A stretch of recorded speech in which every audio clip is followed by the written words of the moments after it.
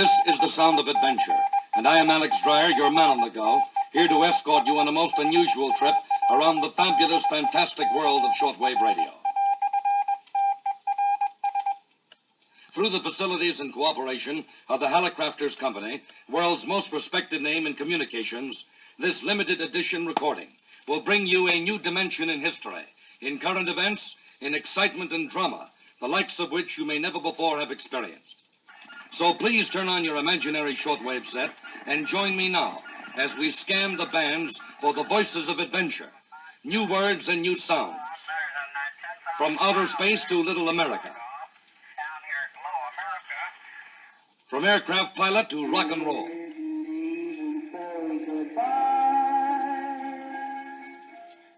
from a fishing boat captain to genuine Italian opera.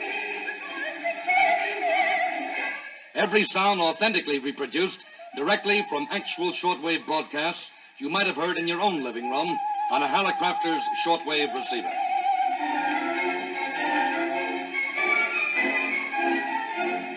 For instance, here is an event that made the front pages of newspapers all over America last year, the dramatic capture of a desperate criminal named Richard Carpenter, who had shot a policeman in Chicago, Illinois. Through a sixth sense known only to the best of newsmen, a field reporter literally was on the firing line with police during the capture, relaying the entire proceeding with a mobile shortwave transmitter. Listen closely now, and you'll hear the actual gunfire and the excitement that follows.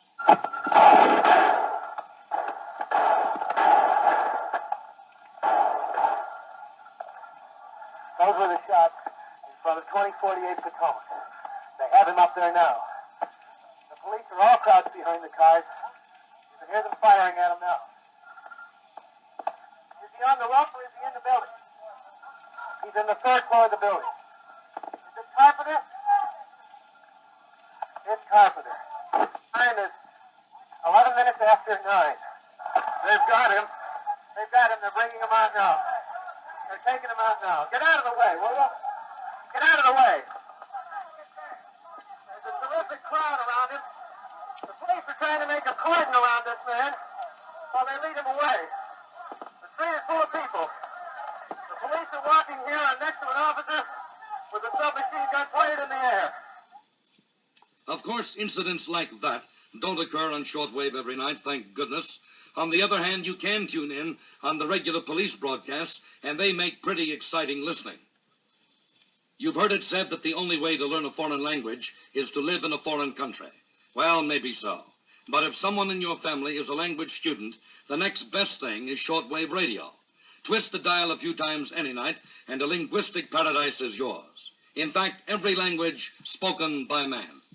Spanish. Voy a cantar un himno que es rica bendición. Magnífico, Loida. Es un himno muy adecuado para cantarlo en este programa. French. Mon âme surabonde. Nous verrons l'or et l'azur. Les ciels glacés dessinent la vraie lumière. German. And if you want a new twist on American jazz music, you might tune in your Hallicrafters receiver to something like this. Der junge Rock'n'Roll-Star eine eigene Komposition.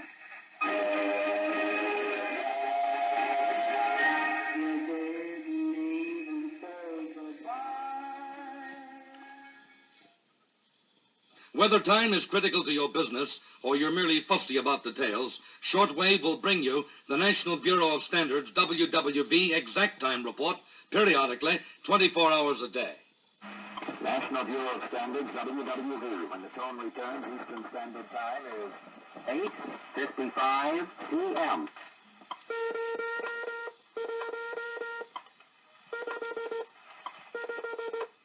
(8:55 p.m.)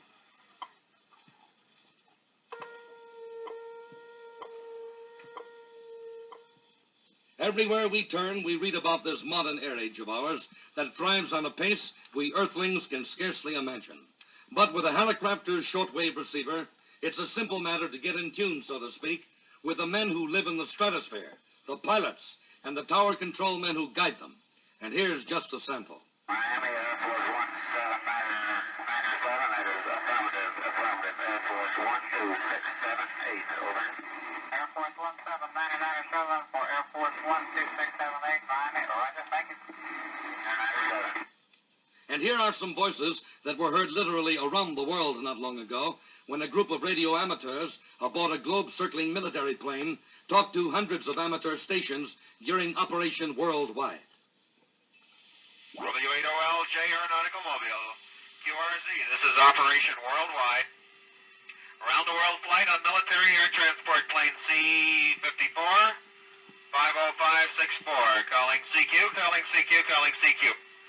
Yugoslavia, calling YU-1 able to certainly nice to hook up with you there from that worldwide operation you have.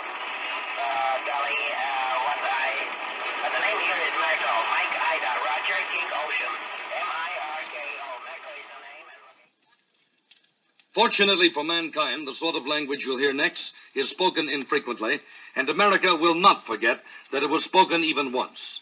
On the 2nd of September 1958, Soviet jet fighters over Armenia shot down in cold blood an unarmed U.S. military transport plane, apparently having lured it over the border with fake radio beams. Its fate might never have been known, except for the alertness of shortwave monitors who actually tape-recorded the voices of Russian flyers taking part in the slaughter. Listen and remember.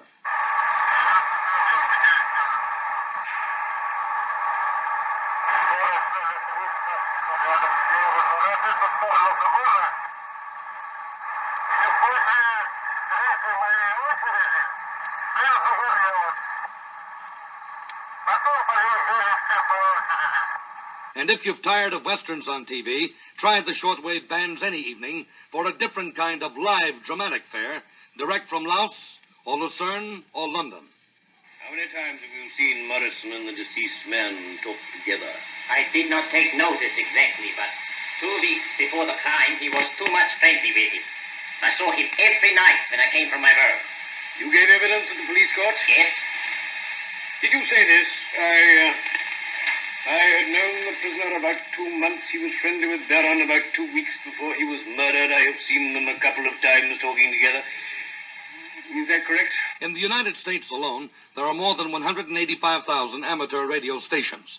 They are operated by doctors, scientists, mechanics, even housewives, ordinary folks with a boundless curiosity, a spirit of adventure, and an urge to know and understand and help their fellow man. In times of disaster or emergency, in wartime or peacetime, radio amateurs provide a lifeline of communications where no other can exist. Recently, for example, a man in Evanston, Illinois, answered his telephone one evening and, to his utter astonishment, found himself talking to his brother at the South Pole. The conversation relayed by local radio amateur Marvin Eichhorst. Listen. Well, I was just wondering, I wonder if you could tell me something about the camp life down at the South Pole. And, by the way, how's your weather conditions down there, Carl? It's on the mild side here in Chicago. Come in, please. First, I will start off and say, well, I am about, I'm measuring 10,000 miles there from Chicago down here at Low America. And Low America is located about a mile and a half or 2 miles inland. It's located on Cannon Bay on the Ross Ice Shelf. And we're on ice here. We're on ice that is about 800 feet thick. And the ocean measures about 2,000 feet deep under that. And even on the amateur bands, the mind of woman is as wonderful and mysterious as ever. Stay down there on Sanibel, over. We stay at a perfectly wonderful place called the Island Inn, which we love dearly, and I think you would like it also. It's very simple. You wear shorts all day, and then maybe wear a cotton dress at night. We get up around 8. We go to bed around 9, over. Well, it just sounds divine. As man's horizons broaden, not merely to other lands, but to other worlds, his communications lifeline must broaden too. For without communication, man would be totally lost in this universe.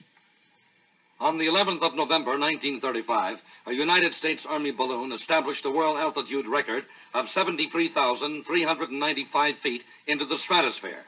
Its name, Explorer 2. Shortwave receivers for the home were virtually unknown then. Otherwise, you could have heard this amazing three-way shortwave conversation between the late Captain Edwin C. Musick, world-famous airline pilot, Captain A.W. Stevens aboard the balloon, and a newspaper reporter in London, England. You hear me all right? Oh, yes, certainly.